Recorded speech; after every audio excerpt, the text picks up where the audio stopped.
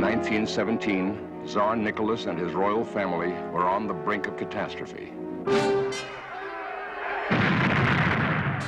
sudden violence of the Russian Revolution stripped the Tsar of his power. The entire royal family was brutally murdered. A legend endures, however, that the Tsar's youngest daughter, Anastasia, escaped the massacre and is still alive today.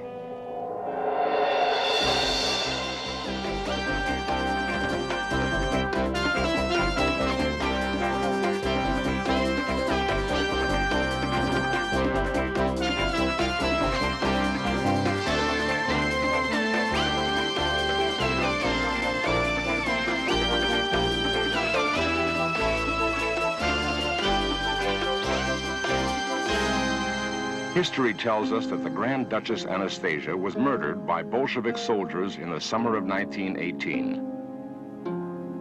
Yet a single woman has for over 50 years claimed that she is Anastasia. She has been the constant focus of a romantic and baffling controversy, but her claim has never been disproved.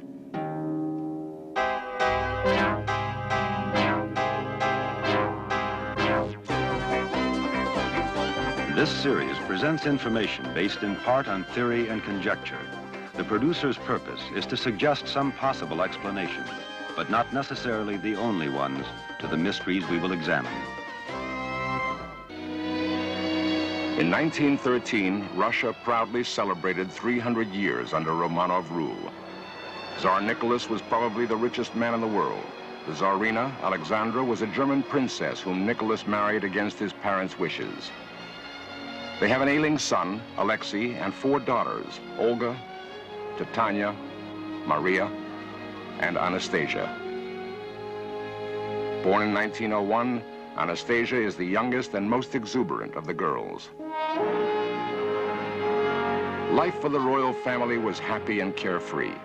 Roller skating on the royal yacht was a favorite pastime for the Tsar's daughters. A continual flurry of extravagant social events kept the Tsarina happily occupied. A reluctant ruler, Tsar Nicholas found contentment in the frivolous world of family and court. He stayed completely isolated from the poverty and ferment of his land.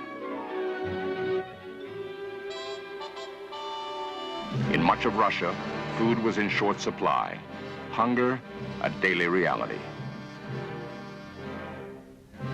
85% of Russia's people were peasants.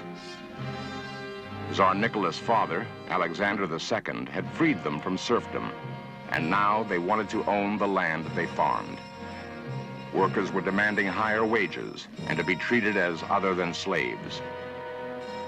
Yet Tsar Nicholas remained aloof in a royal world of privilege and established order.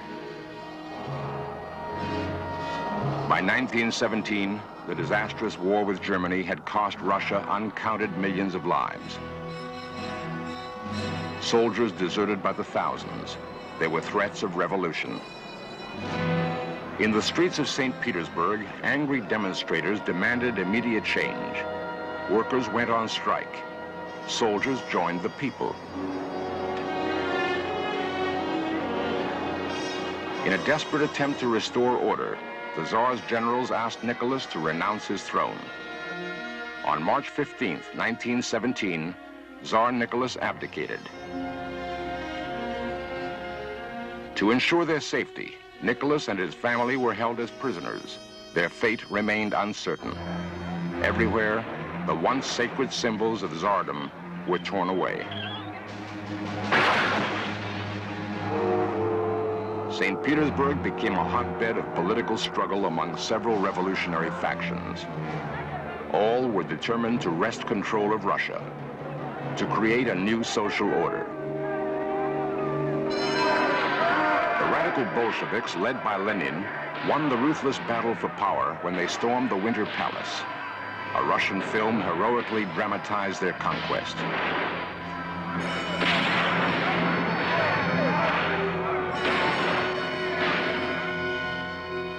The royal family was now taken to the small Ural mountain town of Ekaterinburg. They were housed in a mansion under strict Bolshevik guard. According to history, on July 17, 1918, the entire royal family was brought to the basement of the mansion and murdered. Their bodies were then hacked apart and tossed into a mine shaft.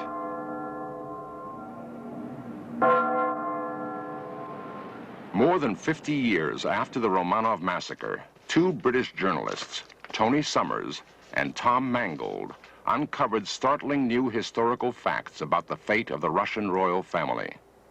We got started on this in the way that most journalists start a story, which is reading somebody else's story or reading the Mail or reading newspapers. In our case, we read a letter in the Times of London which asked what had happened to the relics of the last Tsar of Russia. Where were they now in Europe?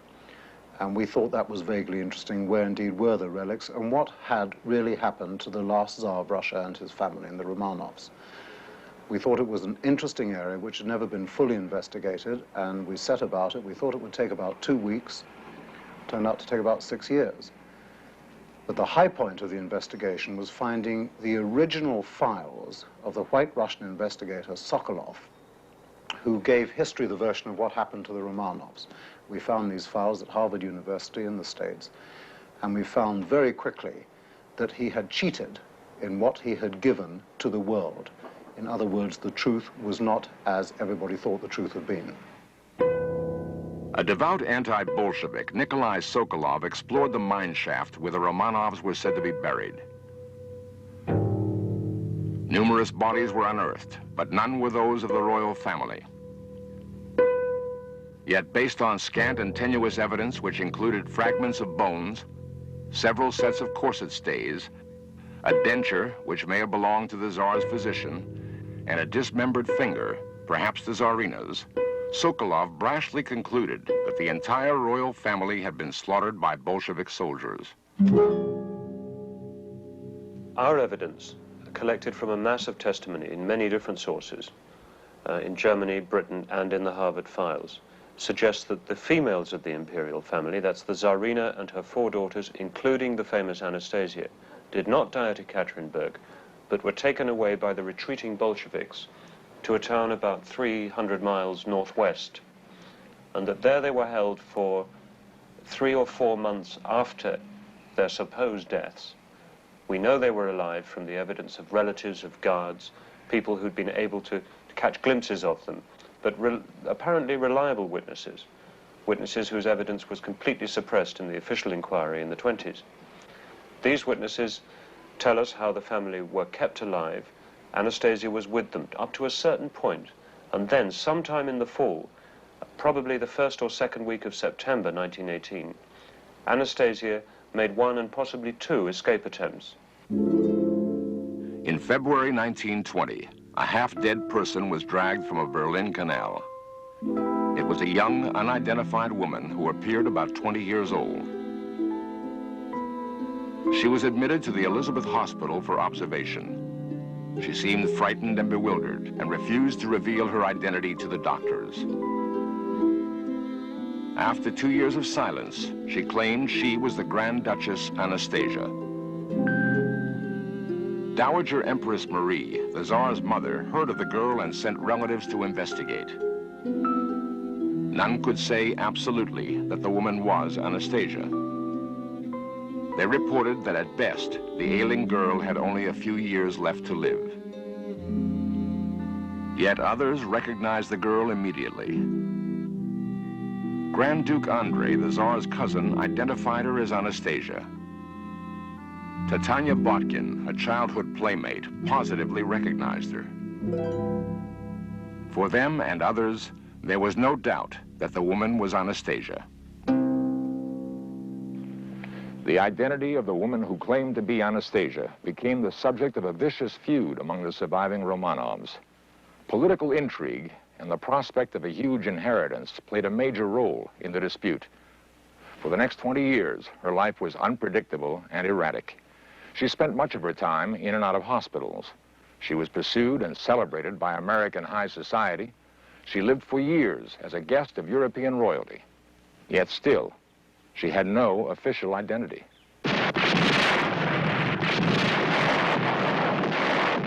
Trapped in a Russian zone during World War II, the supposed Anastasia was rescued by a former German prince and given a small house in the Black Forest. There she lived in determined seclusion under the assumed name of Anna Anderson.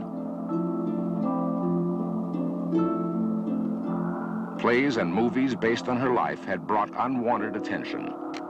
She resented any intrusion, and in 1968 she abruptly left her hideaway to marry an American and thereby achieve her first legal identity. Today, she and her husband are respected members of a prestigious country club in Charlottesville, Virginia.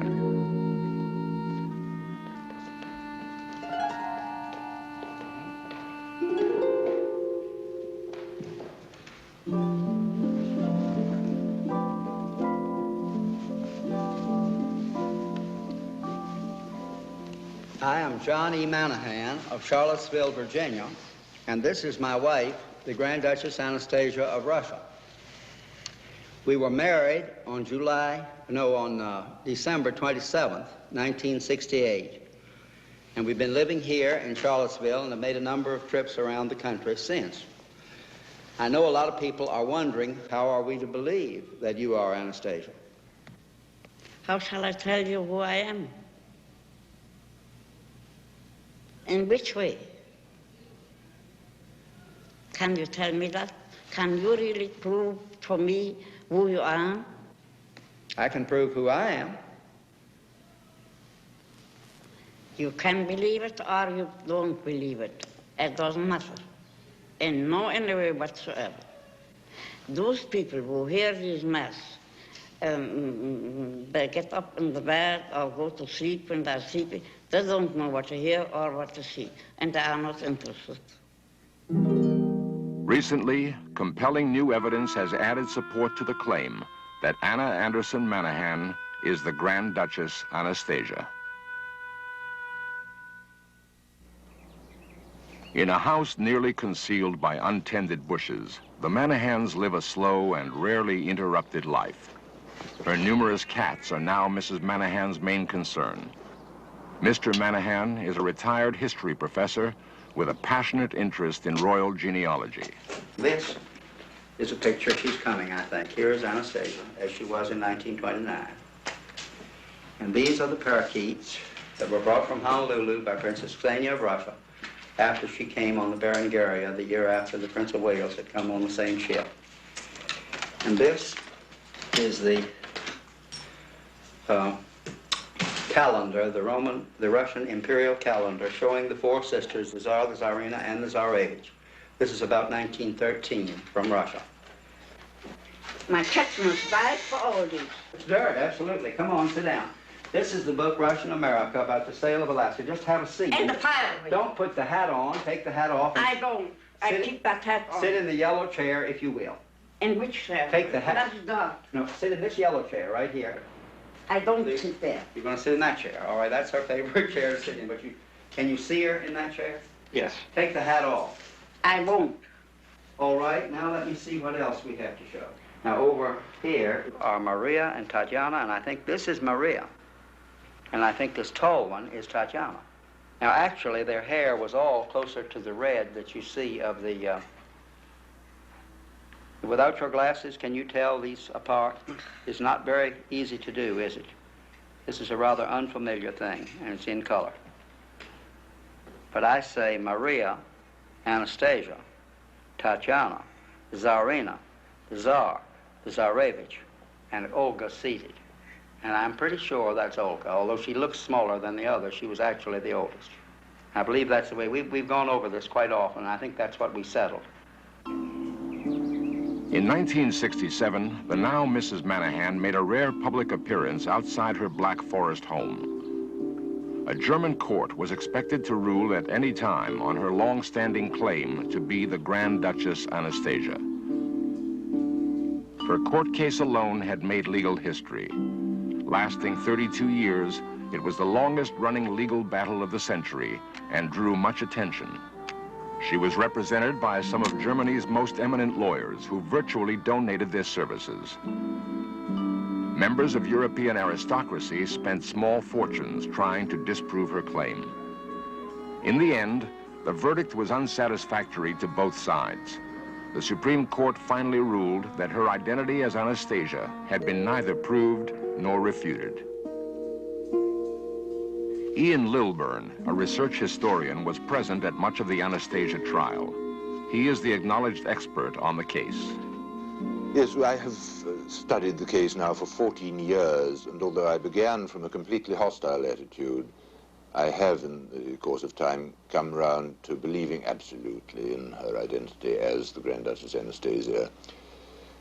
It's not so much the evidence. There is a vast amount of circumstantial evidence in her favor, but the little details and anecdotes, which in themselves mean nothing in a court of law, are vastly impressive to anyone who has experienced them in her presence, the spontaneity of her remarks and her whole bearing and manner.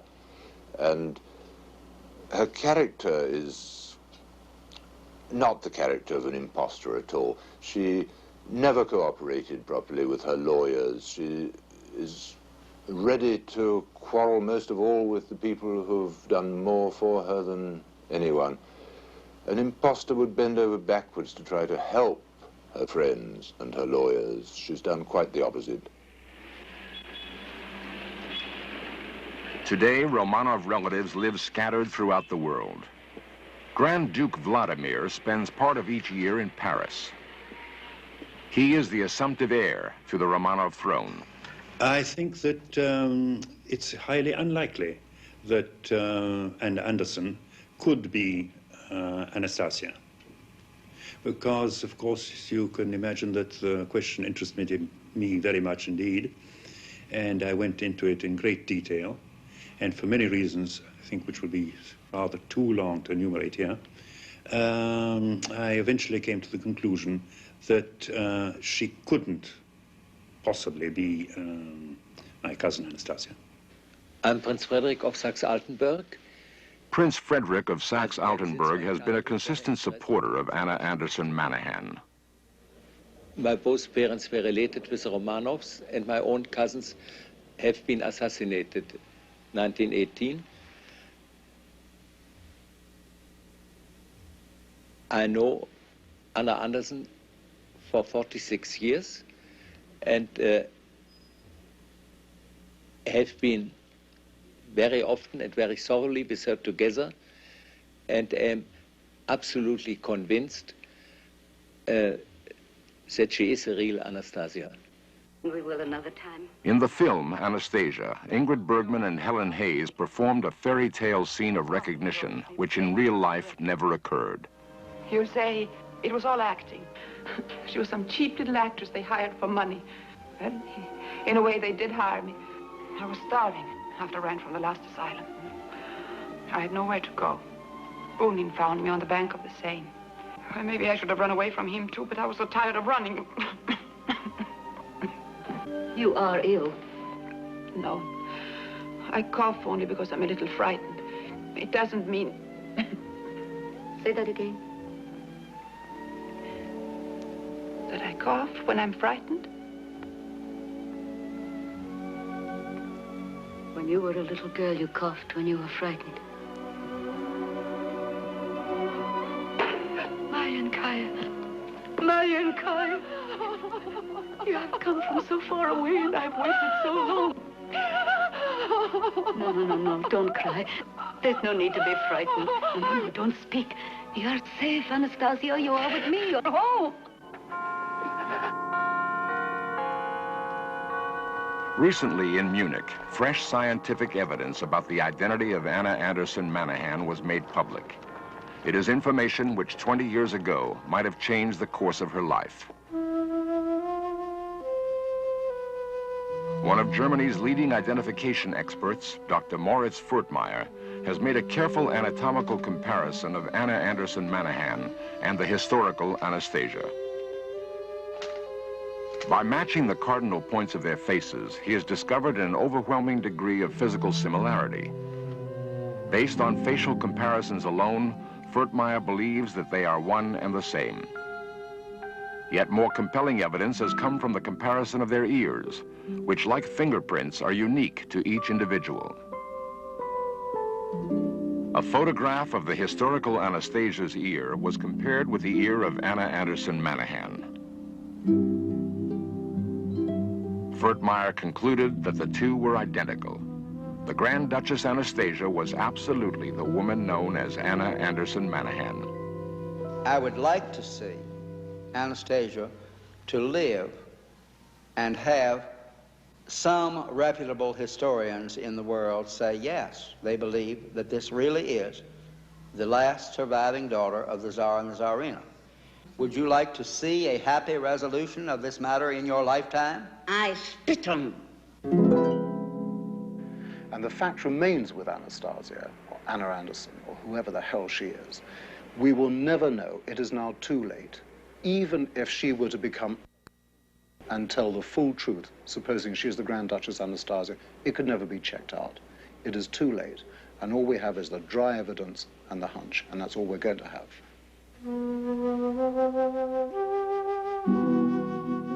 For over 50 years, this single woman's battle for recognition has captured the public's imagination. Her plight has been one of history's most beguiling mysteries. Yet still today, only she knows for certain if she is the Grand Duchess Anastasia.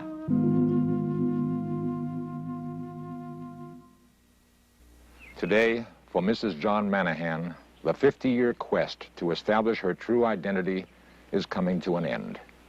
Weary and frustrated from a lifetime of claims, countercharges, and court cases, all she now asks is to be left alone.